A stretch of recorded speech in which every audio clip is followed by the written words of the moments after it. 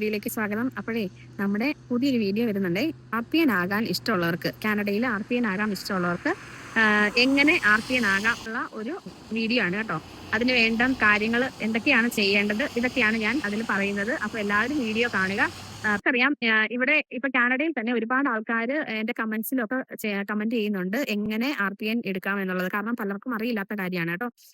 ഒരുപാട് കടമ്പകളുണ്ട് അതിന്. അതുകൊണ്ടാണ് ഇപ്പൊ നാട്ടിലുള്ളവരും എന്നോട് ചോദിക്കാറുണ്ട് എന്താണ് ഇതിന് ചെയ്യേണ്ടത് എന്നുള്ളത്. അപ്പൊ അതുകൊണ്ടാണ് ഞാൻ ഇങ്ങനെ ഒരു വീഡിയോ ഇടാം എന്ന് വിചാരിച്ചത് കേട്ടോ. കാരണം പലരും ഹെൽത്ത് കെയർ ബാക്ക്ഗ്രൗണ്ട് ഇല്ലാതെ ആയിരിക്കാം കാനഡയിലേക്ക് വരുന്നത്.